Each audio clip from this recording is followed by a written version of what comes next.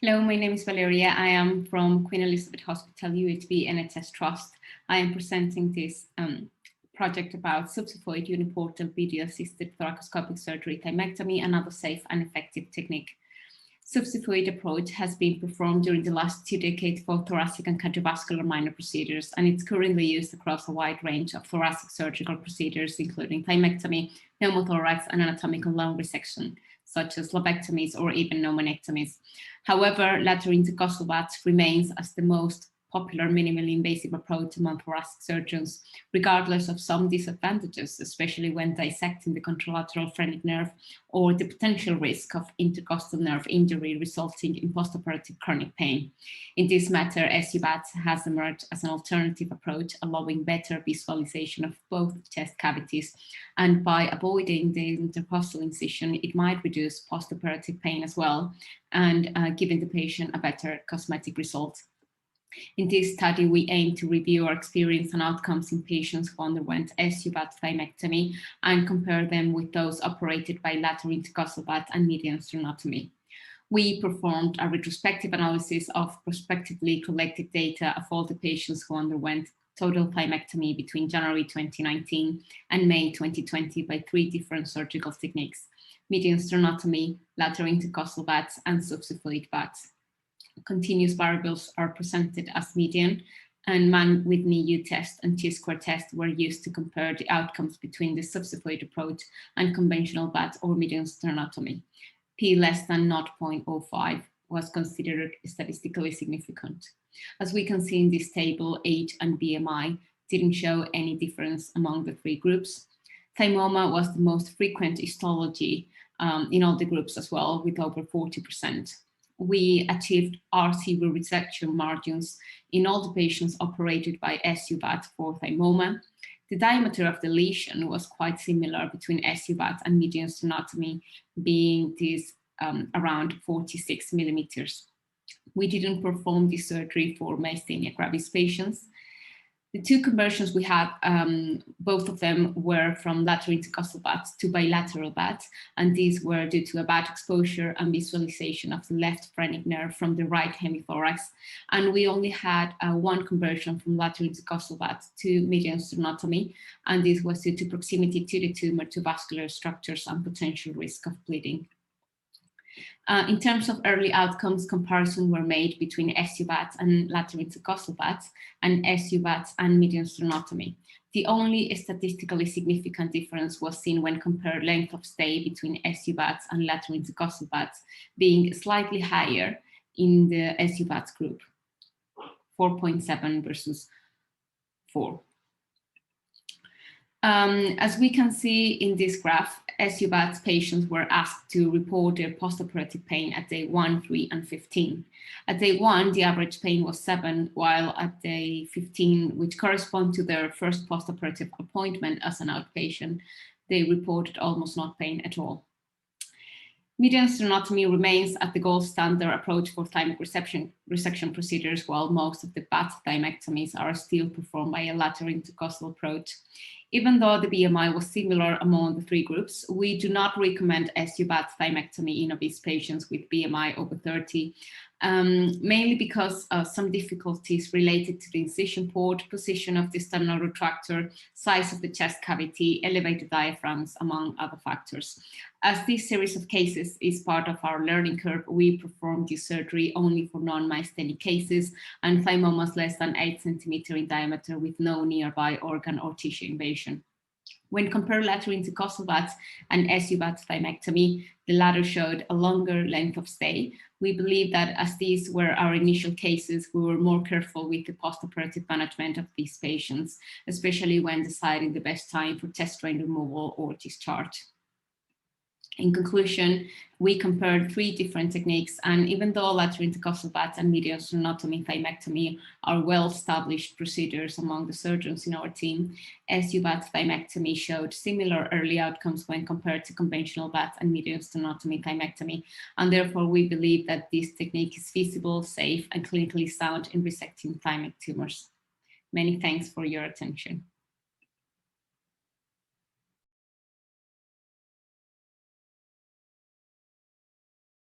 Hello everyone, my name's Sabrina Mason. I'm a final year medical student at the University of Liverpool.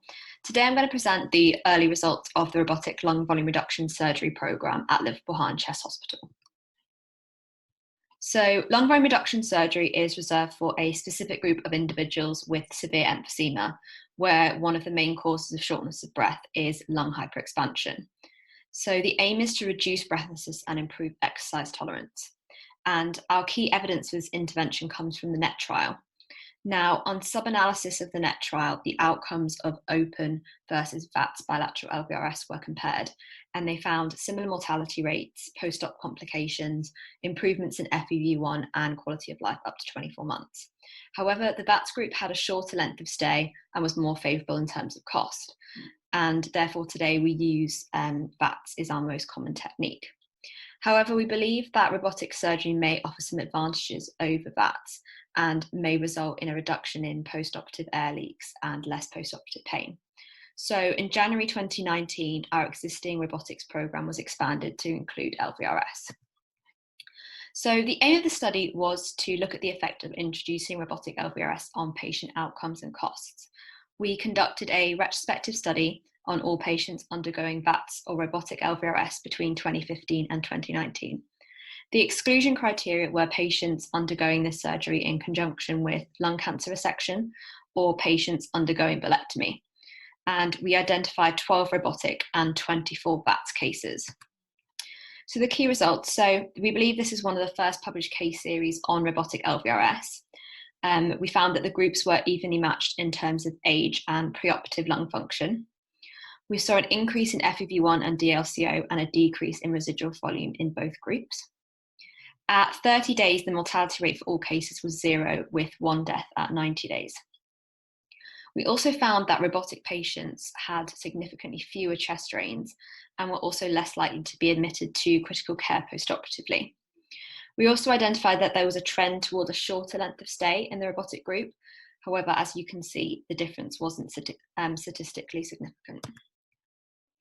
So looking at post-operative pain, so as a retrospective study, we were limited in how we could measure post-operative pain.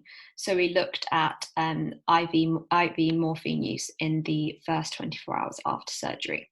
And as you can see from the graph, the robotic group required significantly less morphine than the VATS group, suggesting that they experienced less post-operative pain. In addition to this, we excluded all those patients who required either no strong opioids or only oral opioids, and we identified 6 robotic patients who fit this criteria. We also saw a move away from the use of thoracic epidurals over time. Looking at operative time, so as you can see from the graph, the robotic group had a longer operative time, and the median time was 64 minutes in the VATS group versus 81 minutes in the robotic group. However, you can see that robotic LVRS was associated with a short learning curve, and after around 6 cases, the operating time fell and plateaued at a time similar to the VATS group.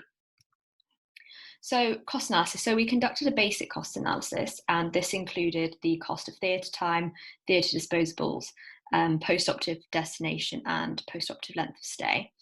And we didn't include any costs for investigations, anaesthetic costs, or ward consumables, as we considered they would be similar between the groups.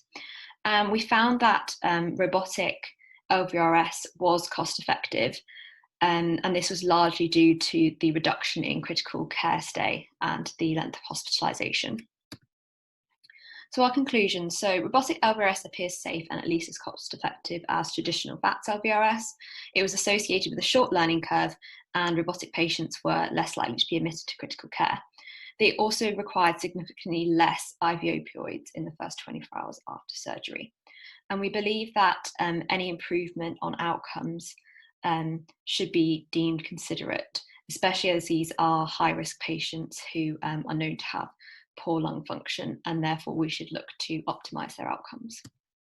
So suggestions for future work. So we believe that further prospective studies are needed to determine if there's a true benefit of robotic surgery over VATS, and due to the small number of cases that's performed, this would have to probably be a multi-centre trial. Any further studies should include a quality of life analysis, as reducing breathlessness and improving quality of life is one of the main aims of the intervention.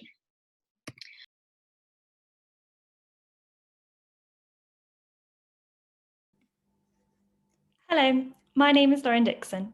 Thank you to SCTS for inviting me today to talk to you about the effect of conversion from VATS to open surgery on short-term outcomes after primary lung cancer resection. Video-assisted thoracoscopic surgery, or VATS, is a minimally invasive technique that is increasingly used for primary lung cancer resection surgery. There is increasing evidence to suggest that conversion from a minimally invasive to an open approach may be associated with worse patient outcomes in GI and thoracic surgery.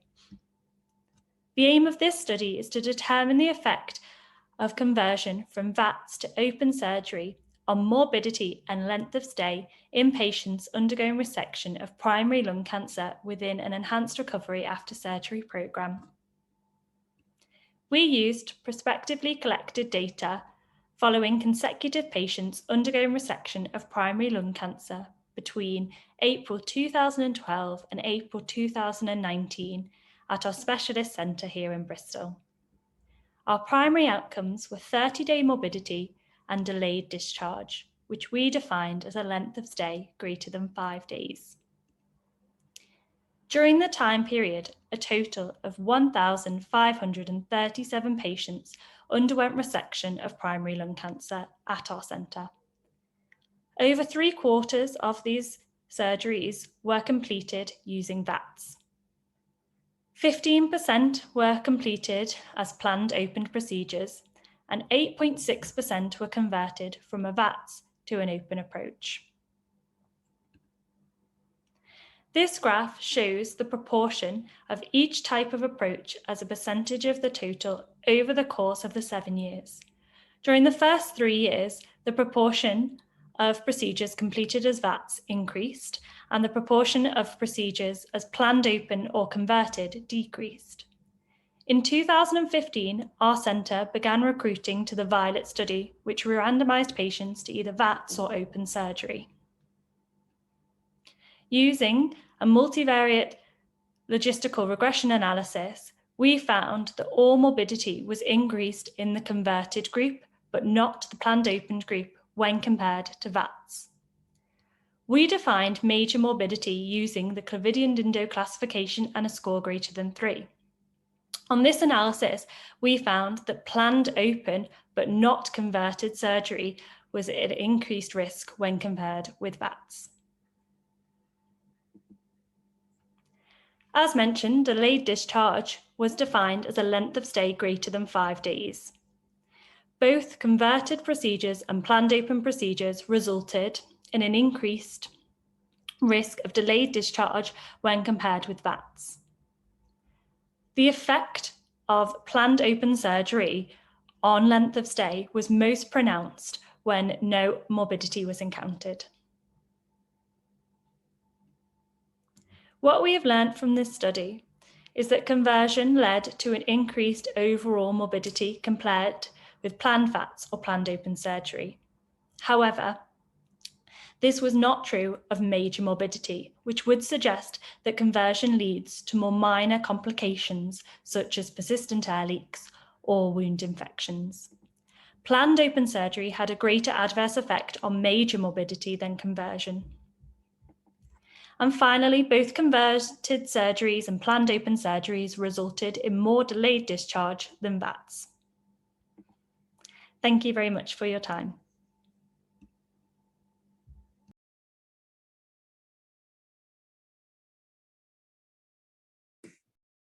Dear colleagues, thank you for the opportunity to present today our experience on setting up a robotic thoracic surgical training program as a single institution experience. My name is Ralece Baranowski, and I'm a locum thoracic consultant at Bart's Thorax Center in London. Robotic-assisted thoracic surgery is increasingly adopted across the UK. There is currently no established pathway of training for the senior trainees. The training pathway is for consultants, and it includes online modules, simulation training, and structured courses, as well as proctored sessions. Our dedicated in-house training program allows senior trainees to obtain robotic skills in a supervised environment, overcoming the initial learning curve during training and supporting independence at a consultant level. Our training structures involve senior trainees in thoracic surgery. They were offered the opportunity to start their in-house robotic training. Initially, the trainee is required to complete the first assistant training and the online first assistant modules, perform more than 20 first assistant cases prior to console training, as well as in-house structured training with senior proctor and intuitive representative. At the simulation training, there should be an evidence of achieving at least 90% of the simulation exercises. And after that, the case experience performed in stepwise fashion on dual console based on trainee skill. This is how the simulator and one of the console looks like at BART, and this is the curriculum on the simulator with the basic, advanced, and mastery example. We retrospectively performed a review of all robotic thoracic surgical cases from December 2018 to October 2019. The trainees completed the structured program, and the training was also structured based on trainee operative experience. And we assessed the outcomes of both training and consultant-led cases. The two trainees participated in this pilot, both of whom had performed over 100 anatomical lung resection, VATS and open. 47 of the 172 cases were performed with trainee as a primary operator, and 47% of which were anatomical resection. No significant differences were observed in length of stay between trainee and consultant. No trainee associated conversions or in-hospital mortality. And training cases did not reduce operative capacity or limit the total number of cases performed. On this table, you could see the detailed results of the analysis.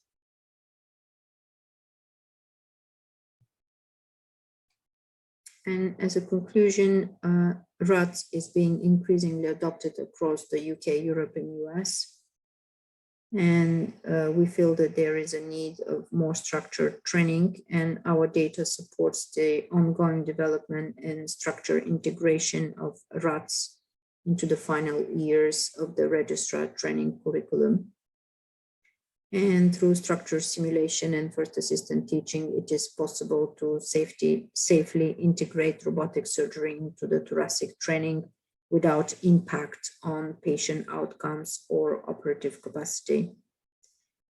Thank you very much for your attention, and I'm happy to answer your questions.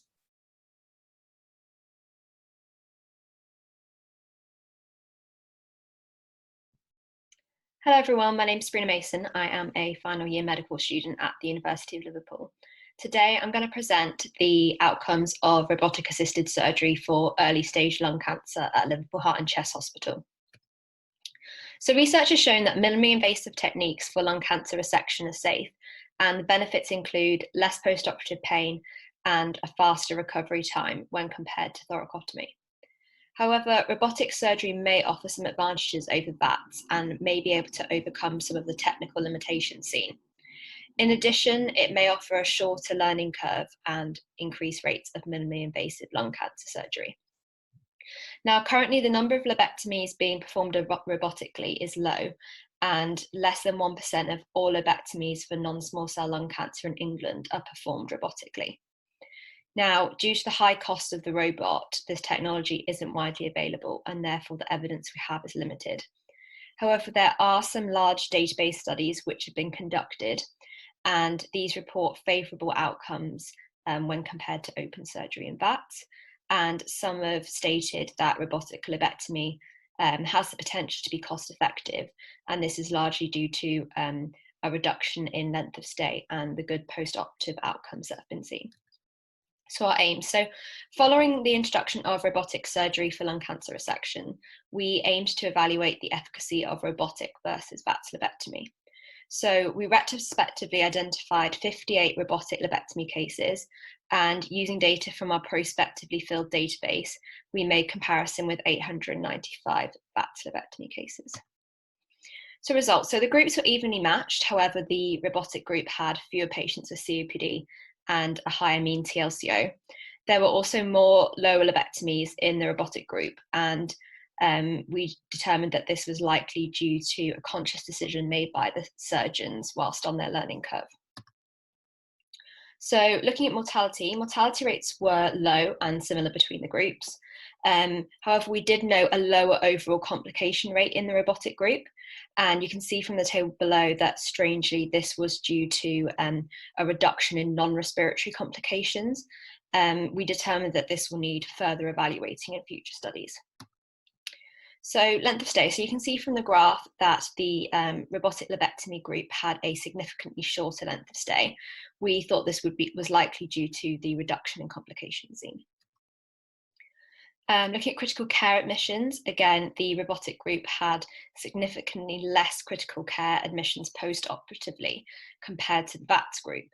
Now, this could either relate to the reduction in tissue trauma and blood loss due to robotic surgery, or could also reflect a change in practice over time as more lung resections are being sent back to the ward. Conclusion. So we concluded that a robotic lobectomy program can safely be introduced, and that results are similar to that of VATS. We saw that robotic lobectomy resulted in less overall complications, a shorter length of stay, and lower critical care requirements, suggesting the potential benefits of robotic surgery. However, we noted that our study was retrospective in nature, and therefore the characteristics that could be matched were limited. Also, we had no data on the severity of complications or quality of life post-op. There was also no data on pain scores or cost. And we have determined that there is a need for a well-designed prospective study in order to provide an evidence base for the uptake of this surgical approach. So just to tell you a little bit about our future work. So currently we have secured funding for the CULT trial, which is a cohort study comparing outcomes for different lobectomy techniques. It's a prospective study which aims to compare robotic lung cancer resection to open surgery in VATS. And currently we have conducted a pilot study which has been used to inform the larger trial. Unfortunately, due to COVID, we have had to delay the start of this trial, but our primary objective will be to our primary objective will be self-reported physical function at 5 weeks post-surgery. And secondary outcomes include in-hospital outcomes, oncological outcomes, and a cost analysis. So I'd like to thank Matthew Smith and Mr. Shackloth and the Thoracic Surgical Department at Liverpool Heart and Chest for their help with conducting this research. Thank you.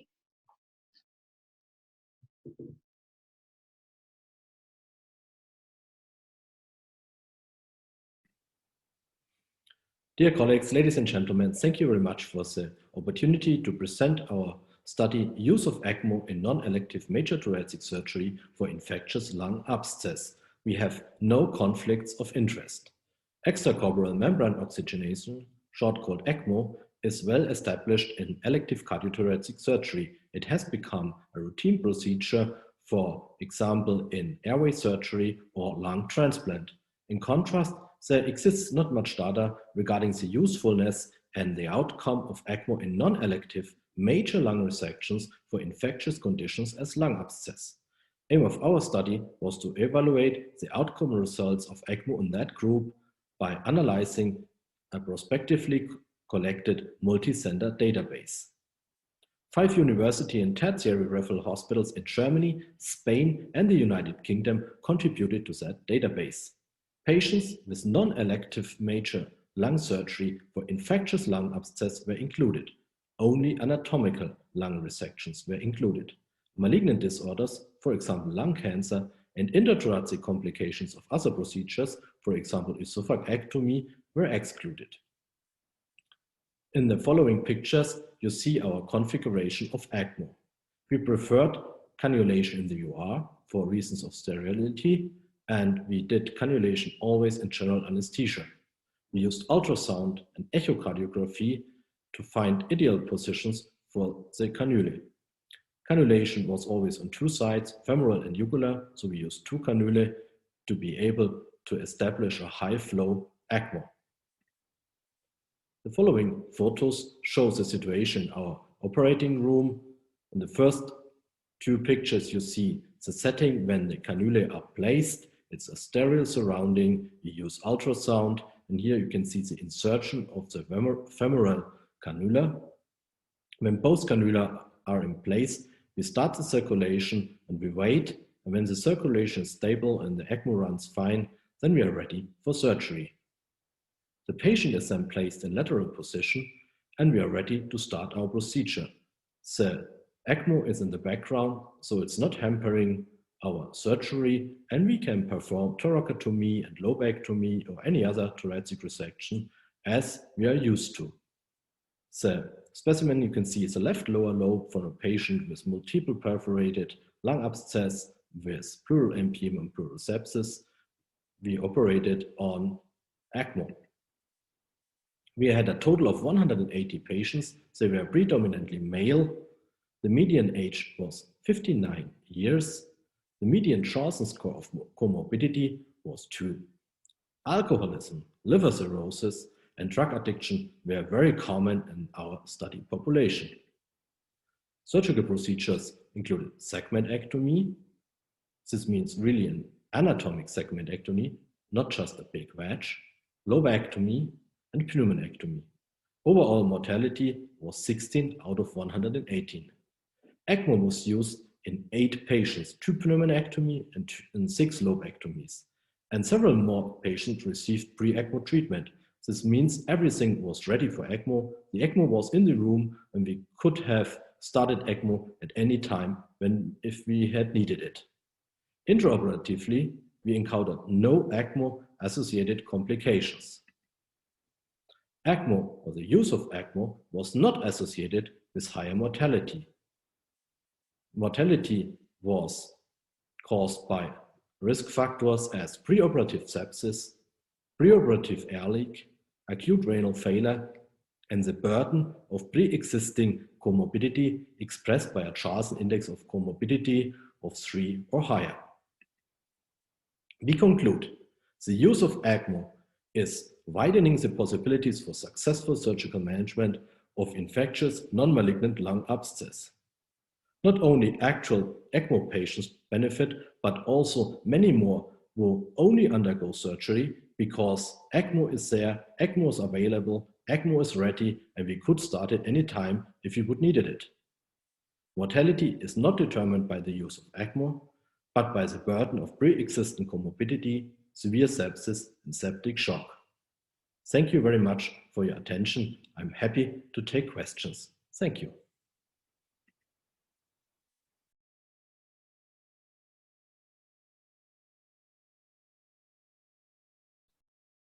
Dear Chairman, dear colleagues, thank you for the opportunity today to present our initial comparison between robotic-assisted versus video-assisted thoracoscopic lung volume reduction surgery.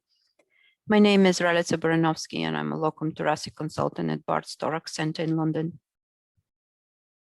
There is no financial disclosure to report or conflict of interest to declare for all authors. The objective of our study was to compare the outcomes of robotic-assisted LVRS with conventional LVRS using video-assisted thoracic surgery. The robotic-assisted thoracic surgery in lung volume reduction offers the potential benefits of reduced chest wall trauma, control and targeted lung stapling with the use of ICG and near-infrared thoracoscopy. Our previously described technique involves 3 robotic ports, 1 12 and 2 8s, with CO2 insufflation and ICG injection via peripheral vein performed by the anesthetic team, and the use of Firefly that is incorporated in the Da Vinci Xi. The potential benefits of the robotic staplers is the use of SmartFire technology, which monitors the tissue compression before and during firing. SmartFire makes automatic adjustments to optimize the stapler line and prevent tissue damage, as well as allowing 120-degree cone of articulation. Having previously reported our learning experience, we compared the initial series of 44 consecutive robotic LVRS cases using intravenous ICG and Firefly with a historical cohort of 26 VATS LVRS operations using conventional light thoracoscopy. All patients had similar selection workup and they were all discussed at COPD MDT. All procedures were performed via 3 ports and unilateral under single lung ventilation and general anesthesia using stapled lung excision. Comparison focused on preoperative characteristics, perioperative parameters, and early functional outcomes at 3 months. At this table, you could see our results. In comparable groups of patients undergoing unilateral LVRS when compared to VATS, RATS resulted in a significant reduction in hospital stay, 6.5 versus 9.5 days, improvement in functional outcome, post-op change in MRC score, without an increase in operative time. There was a trend towards more effective reduction in residual volume by RATS and no perioperative mortality or 30 days mortality was reported in either group. The reduction in hospital stay seen after RATS may be explained by reduced postoperative chest wall dysfunction and reduced severity of air leak, likely due to the stapler technology, and it's allowing earlier discharge. Improvements in dyspnea may result from more effective reduction in hyperinflation from targeted excision using functional intraoperative imaging with ICG and the robotic staplers. This initial comparison of this novel technique with conventional VATS suggests that a prospective randomized trial is justified and feasible. Thank you very much for your attention, and I open for your questions.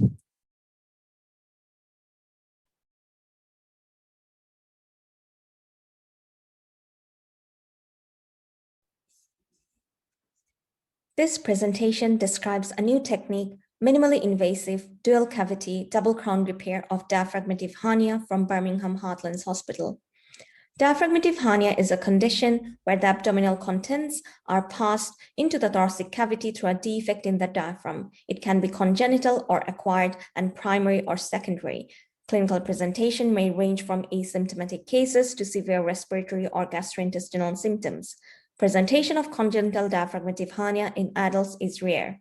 Management of these hernias is surgical, involving the reduction of the herniated contents into the peritoneal cavity and a tension-free and durable repair of the diaphragmative defect. Surgical approaches include open or endoscopic, abdominal or thoracoscopic approach, or a combination. A recent review of published literature over 60 years showed that about 40% of all repairs were done via laparotomy and about 28% via thoracotomy. There has been a trend towards minimally invasive approach like many other surgical procedures, as it ensures faster recovery. However, during most laparoscopic only repair, there's always difficulty in posterior visualization of the defect, thereby not allowing full repair. Thoracoscopic repair is the most common access for diaphragmative hernia repair in neonates and infants. However, in adults, thoracoscopic only approach causes difficulty in manipulating the content in large hernias and insufficient examination of the abdominal cavity. A dual cavity, minimally invasive approach would give us the best of both worlds. Till now, we only found 2 reported cases of attempts of dual cavity minimally invasive approach in dealing with diaphragmative hernia. In a 2008 paper, the hernia was repaired solely via thoracoscopic approach. However, a laparoscopy was carried out at the same setting to deal with intestinal complications and stoma formation. In a 2019 case report, repair of a diaphragmative defect via dual chamber minimally invasive technique was attempted. However, in that case, the thoracoscopy had to be converted to thoracotomy to ensure adequate hernia fixation. We report a new technique of minimally invasive dual cavity double crown repair of diaphragmative hernia. Our first case was a 35-year-old male with a diaphragmative hernia containing spleen, splenic flexure, and greater omentum. The second case was a 72-year-old lady with bucolic diaphragmative hernia containing stomach, transverse colon, and left kidney. Here, we can see the laparoscopic and thoracoscopic port sides. In the first stage, the patient was placed in Easter position with 3 10mm ports and 2 5mm ports. After entry, stomach was reduced from the hernia. Then hernia sac was entered through the posterior defect, demonstrating the transverse colon adhering to the left hemithorax. Using the harmonic scalpel, peritoneum was dissected to delineate the margins of the defect. At this point, pleura was dissected and the kidney and transverse colon were reduced. The left hemithorax was entered through the defect, and here we can see the reduced volume of left lung. The defect was fully dissected by harmonic scalpel. A composite mesh was sutured to the diaphragmative defect from the abdomen using an inner crown of proline sutures. In the second stage, the patient was placed in right lateral position and we used 4 ports to enter into the thoracic cavity. The composite mesh was reinforced thoracoscopically with an outer count of endostitch and ethibond suture. Pericostal sutures were placed from the thoracic end to compensate for the posterior diaphragmative deficiency. In the end, we are left with a double crown mesh repair where the inner crown was placed laparoscopically and the outer crown was placed thoracoscopically. Both of our cases made an uneventful recovery. Postoperative CT confirmed full hernia reduction and repair. At 12 months follow-up, the patient's exercise tolerances were unlimited. No pericostal pain was reported from the circumferential rib fixation sutures. The Birmingham technique of minimally invasive dual cavity double crown repair is a safe technique for complex diaphragmative hernias with good postoperative outcome with minimal pain, minimal respiratory support, and early discharge. Whilst progress in our series has been hampered due to COVID-19, we felt that it was important to publish this technique in the interest of further collaborative research and long-term outcomes. Thank you all.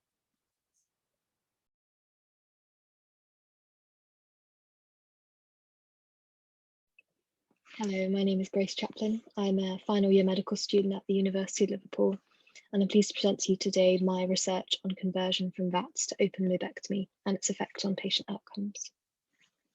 So the advent of VATS, of course, entirely changed the operative landscape in thoracic surgery, and this is seen notably in lobectomies for lung cancer.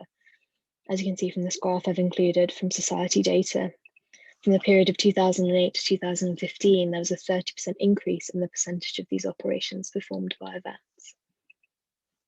Of course, VATS is more minimally invasive, and the benefits of the VATS approach have been demonstrated in numerous studies, for example, with improved perioperative outcomes and a lower in-hospital morbidity.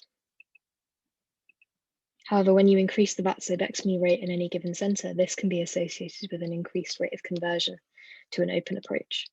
And when you examine the literature, the conversion rate can vary widely between centres from as low as 2.5% up to 23%.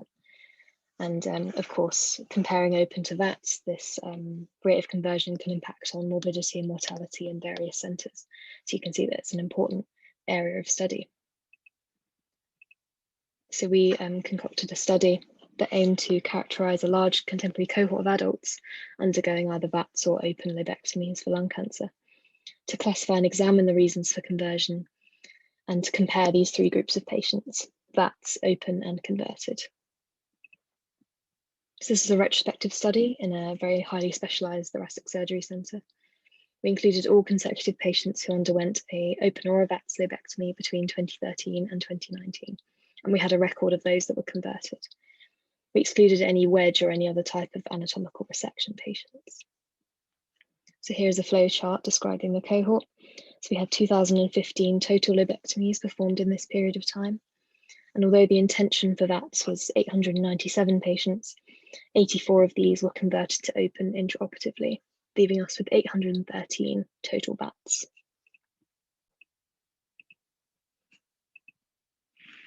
So moving on to the results, the conversion rate for our cohort was 9.4% over the 7-year study period.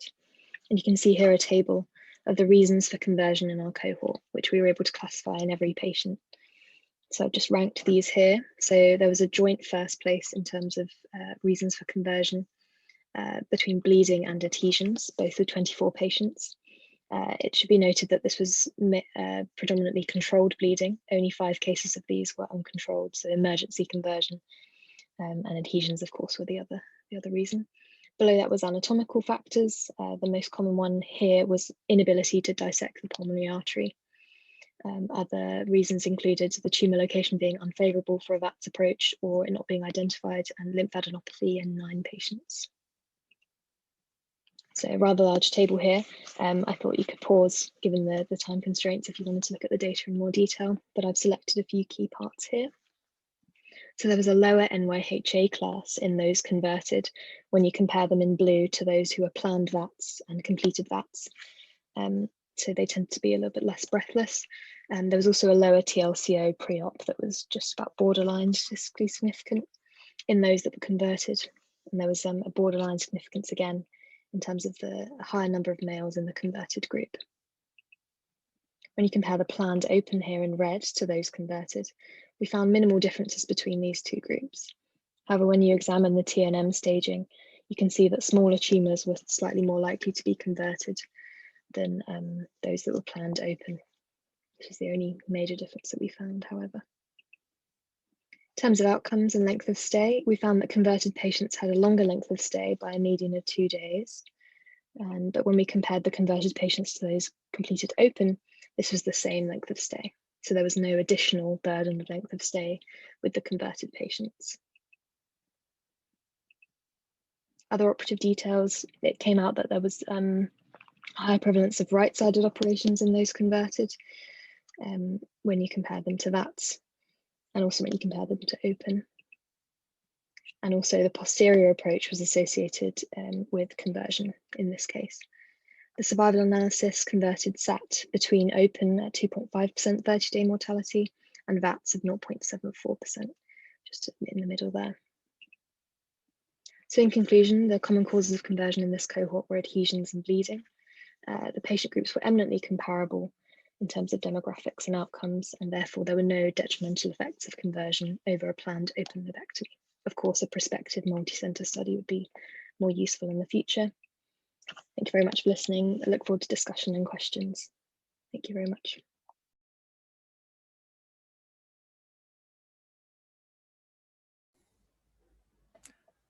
Okay, hello again. This is Alan Seo from Hong Kong.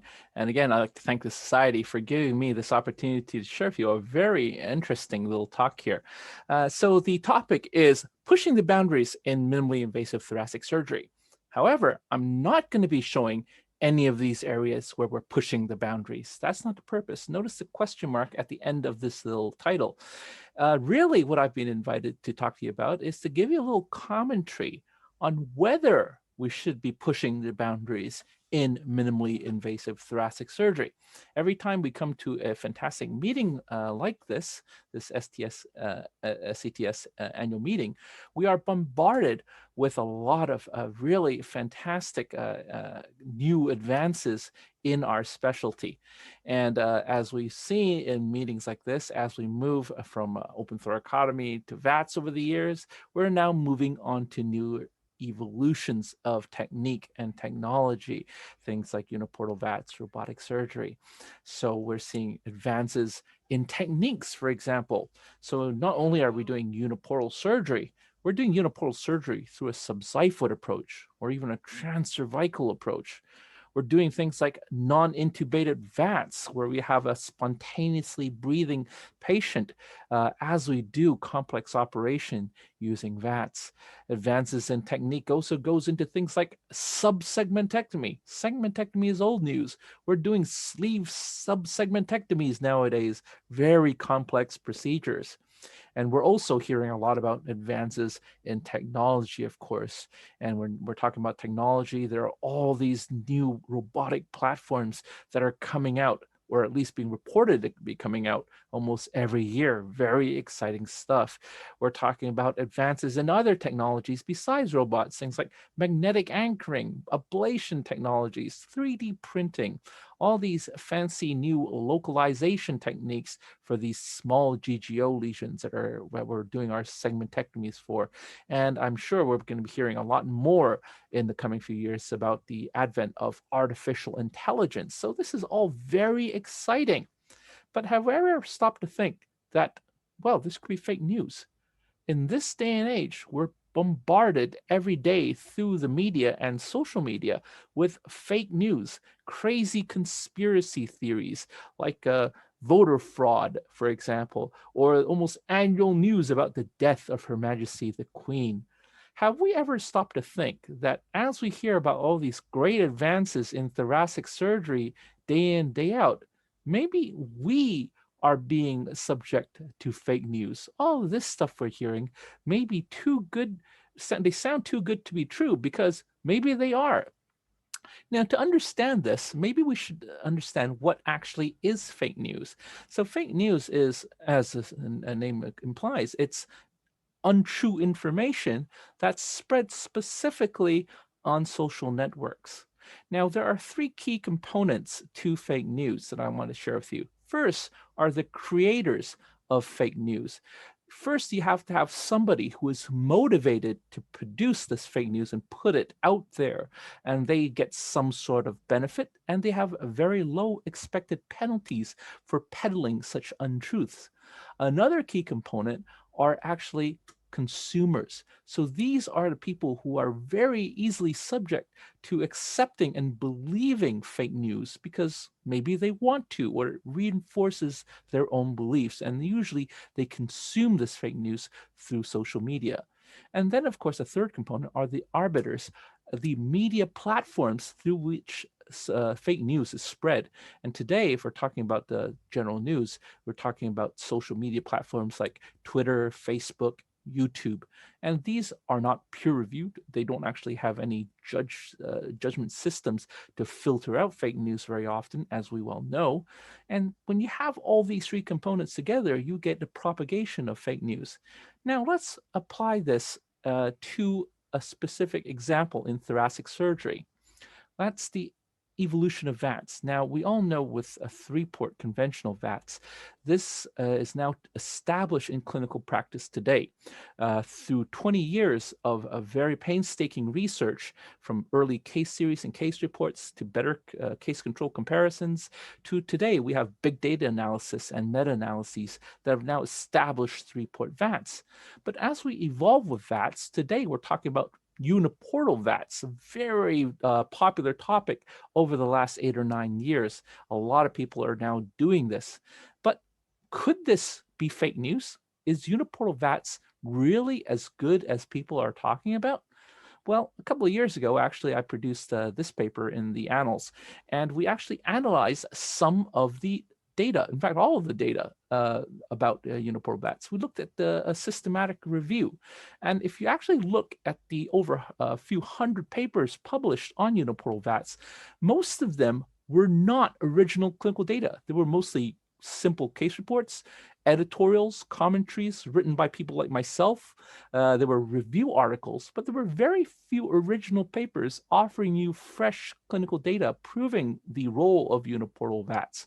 So, yeah, it's not that much good new evidence. And in fact, if you actually look at some of this original data, a lot of this evidence were just retrospective case series. They were non-comparative in most cases. There were very, very few comparative studies. So it's just people saying, look what I did. And even if you look at the comparative studies, there weren't really any solid conclusions.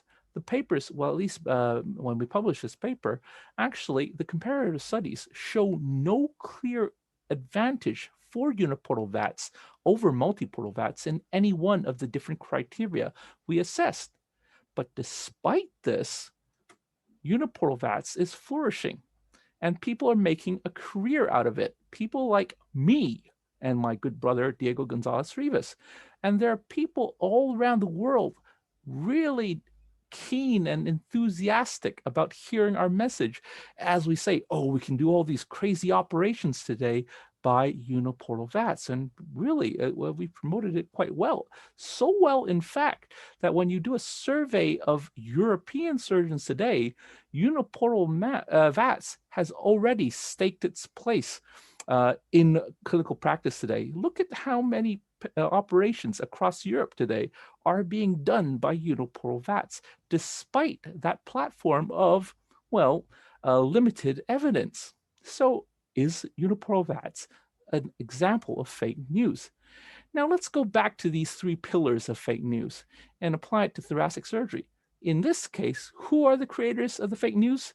It's people like us who think we're the best surgeons in the world. And we say, well, look at me, look what I did. Maybe you guys should copy. And then we find very keen consumers of so-called fake news. And these are our young colleagues, the young surgeons who think, wow, that's the latest technique or the latest technology. I want to try that. And because that's going to make me different from my boss, it's going to be good for my career. So there are many people who are very keen to consume any news, true or fake, that might help their careers. And who are the arbiters of this fake news? Well, traditionally, we have the journals, the medical journals, with a peer-reviewed system, completely tried and tested over many years. But today, this is being eroded to some degree by some unscrupulous journals, some, but not all, open access journals. But even amongst the established peer-reviewed journals, that gatekeeping is not necessarily foolproof, because every year the major journals compete with each other for impact factor. Now we're trying to look to improve the impact factor by having papers higher up on the evidence pyramid. And we think that by having things like randomized trials or meta-analyses, we're having better quality of evidence that we're publishing in our journals. But that's not always the case. And I'm just going to show you one example. This is the paper by Joe Chang et al. That actually a few years ago really shook us to the core in thoracic surgery, because they showed that SBRT was better than lobectomy for stage 1 lung cancer. Not as equivalent to lobectomy, but better. That's crazy. If this was true, we'd be all out of a job. And yet, if you actually look behind it, there were a lot of problems with this paper. There were a lot of flaws that countless letters to the editor and editorials have exposed since this paper was first published. So why was this paper published? Was it because the Lancet Oncology editorial board wasn't doing its job? I'm cynical, and I think maybe not. Maybe they published this paper because of the controversy it created. inadvertently, they've created a lot of citations, and that certainly boosted the impact factor for that journal. So maybe this is me being cynical. But even journals that publish good randomized trials, these randomized trials are not always what they seem to be. For example, this very famous randomized trial comparing VATS versus open thoracotomy for lobectomy, this was published many years ago. They said they found significantly more complications in the thoracotomy group, and yet their conclusion was that VATS continues to expose the patient to risks. Not open thoracotomy, but VATS. So even if you do a randomized trial, this can still be misinterpreted, misrepresented. There can still be flaws and biases, even in randomized trials.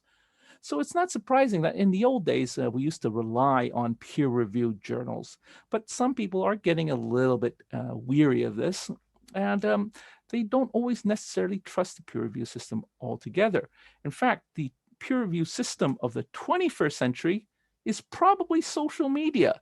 It's still reviewed by peers, but not reviewed in terms of recommendations from reviewers, but in terms of thumbs ups or likes or hearts that you get for your video, which you or anybody can put onto YouTube without any sort of censoring or review beforehand. Now, the problem with putting up new techniques and new technologies on social media is, yeah, it's popular. And it gets validated by, as I said, all these thumbs ups and likes and everything. But this is not an efficient or reliable or objective system. Anybody can put anything onto social media and get lots of likes. It doesn't mean that technique or technology is good. But once it's out there for the consumers of fake news, you can now just, well, choose your own evidence. There's so much so-called evidence or videos out there that, you just choose the videos that reinforces your own beliefs. If you already believe in uniportal VATS, you can find countless videos teaching you how to do it. And you can just watch it. And the next day you can go into theater and start practicing it on your own. Now that's a little bit dangerous, because when we're talking about all these new techniques and new technologies, pay attention to this risk-reward curve. Now, ideally, if you're increasing operative difficulty, you're also increasing the reward, the benefit for your patients. A more complex operation, technically more difficult, maybe you're getting better clinical outcomes. But at some stage, of course, the risks start to outweigh the rewards. And at some point, you're going to cross that line where you're actually putting the patient at too much risk. If you yourself, the guy doing this technique, is also the one selecting and reviewing the evidence for yourself, you are not going to be aware of your own biases. And this puts patient at risk when you cross that line and you are not aware of it. Now, there's another problem with all this fake news, and that's fake news is distracting, okay? New techniques, uniportal surgery, robotics, all this new fancy technology we're seeing, it's like the pretty girl in the red dress walking down the street, and it's going to turn heads. And before you know it, you're going to be distracted from maybe what's important. What is important? Things, for example, in our specialty, things like ERAS, clinical pathways. Maybe this is more important to the patient than any of this new fancy technique or technology in terms of improving patient outcome. But ERAS isn't as sexy, and it doesn't get the attention it often deserves. Things like low-dose CT screening. This, I think, is much more important in reducing lung cancer mortality than any immunotherapy, wonder drug, or any fancy new surgery. And yet graphs like this aren't that sexy compared to a video of me doing a sleeve resection by uniportal non-intubated surgery, is it? So it's not going to get the attention it deserves. Things like immunotherapy. It's emerging, it's here already, it's going to revolutionize our practice in lung cancer. And yet many people will find graphs like this, these few percentage benefits, kind of boring and academic when they could be watching the next robotic video or learning how to do that wonderful robotic surgery. And that's a bit of a danger in terms of our profession. a few years ago, a couple of years ago, my good friend Jill Dunning and I, we wrote this editorial critiquing subxiphoid VATS. And we actually said, maybe we should be thinking of surgery as a drug. Any new drug that comes onto the market goes through different phases of clinical trials. It's really, really tested rigorously before it is approved for clinical use. And as we're seeing over the last year, these new vaccines for the COVID-19 are also going through trials exactly in this way. But when it comes to surgery, this isn't happening. And as surgeons, we really need to be asking ourselves why each new technique or technology that we use in this day and age is not being subject to the same scrutiny as a new drug. Anybody can just learn it off YouTube and go in and practice it the next morning in his operating list. And that's something we should be asking ourselves. Is this the way we should be pushing our boundaries? And I suggest maybe not. So in conclusion, the words of me, a grumpy old surgeon today, I think techniques and technology, they do push our boundaries. The rate of advances in these fields is now exceeding the rate of science, i.e. the evidence production that we can do from a clinical setting and the rate of peer-reviewed publications. And that's a little bit scary because people are going to be under pressure to publish their advances elsewhere. And if the peer-review system can't cope, they're going to be published on social media. It can be published within minutes of you completing your operation. That's a little bit scary.